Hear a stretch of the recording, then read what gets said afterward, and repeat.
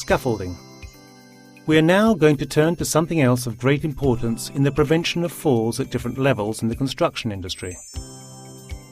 Scaffolding. In the first place, we are going to go through the main types of scaffolding. Rack scaffolding is a suspended platform that elevates people and materials to the correct height for working.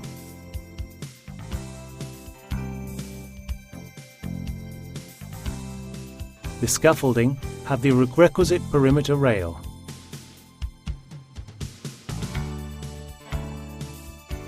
Tubular metal scaffolding is an auxiliary construction formed by a metal tubular structure used on a temporary basis to carry out a particular job. Tubular type scaffolding is the most widely used in the construction world.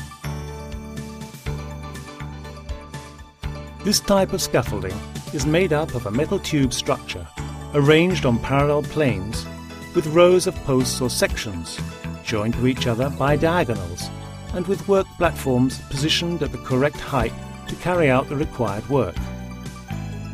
The supports of the tubular scaffolding are placed on levelling studs equipped with support bases. They are used to ensure the stability of the unit. They should be sufficiently resistant in order to support the maximum load they have to bear. The work platforms should preferably be made of metal, but in cases where they are made of wood, the planks should be joined to each other and fixed to the tubular structure.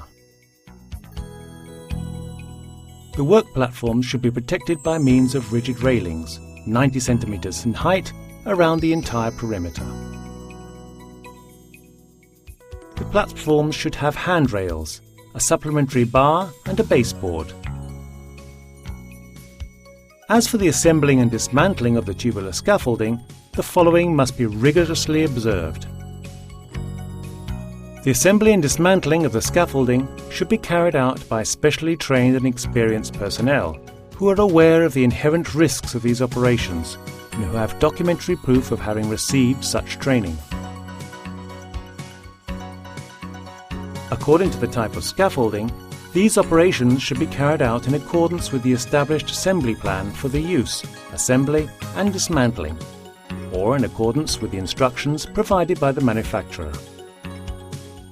Parts which are in a state of deterioration or which have been poorly maintained should never be used in the assembly of the scaffolding. The scaffolding should be inspected before use, at regular intervals, or after any modification, after a period of non-use, after exposure to the elements, after seismic shocks, or under any other circumstances which should affect its resistance or stability, by a person with university or professional training that qualifies them for that task. Rack scaffolding. A temporary construction used as an additional aid to carry out different tasks, allowing access to the worksite and to materials. These should have metal or wooden platforms with a minimum width of 60 centimeters.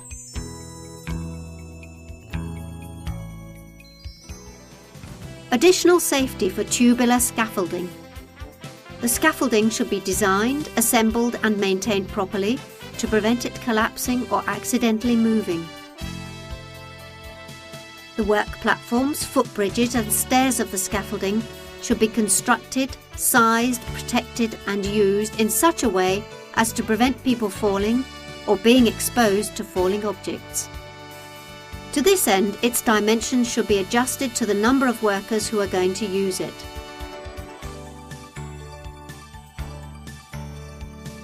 During the assembly and dismantling of the tubular structure, the workers should use suitable safety belts with anti-fall devices where necessary. Under no circumstances should the scaffolding lean on any additional things, such as low-resistant or unstable objects like cans, or piles of various objects like concrete blocks, bricks, etc. It is forbidden to work on days where there is a strong wind or when you have been advised of adverse meteorological conditions. It is forbidden to use racks on work platforms installed on tubular scaffolding. Individual protection equipment. IPE. Individual protection equipment should be used where there are risks to the health or safety of the workforce, which cannot be avoided or which cannot be sufficiently limited by the use of devices to protect the workforce. These should provide effective protection without causing a risk in themselves, nor should they cause unnecessary inconvenience to the worker. With this in mind, they should take account of the anatomical and physiological conditions and the worker's state of health, adapt to the wearer after the necessary adjustments. Now we are going to concentrate on equipment that prevents falls at different levels. They are designed to attach a person to an anchorage point, either to avoid falls from a height or to stop a fall safely. We have two large groups of protection systems. Anti-fall systems. Individual protection equipment designed to stop falls, which consists of a harness and auxiliary means of connection.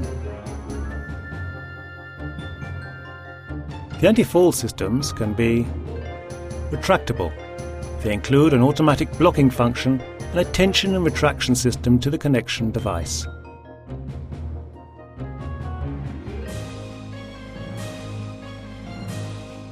Sliding with an automatic blocking function and a guidance system, which moves through an anchorage line.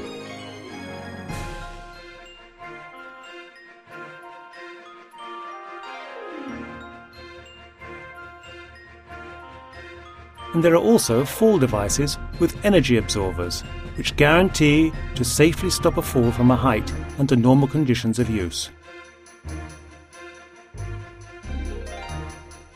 Attachment systems. Individual protection equipment designed to be attached when working. A belt and a mooring device, which allows the belt to be attached. This mooring device must be equipped with a system that allows the length to be adjusted and is a maximum of 2 meters, although its length can be increased in exceptional circumstances. In addition to the above, we must not forget that the use of individual protection equipment is obligatory, in addition to the safety helmet and safety footwear.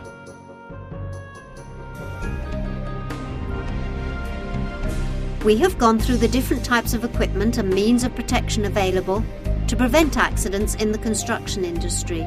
But we also have to remember to prevent risks in the workplace. It needs the commitment of everyone.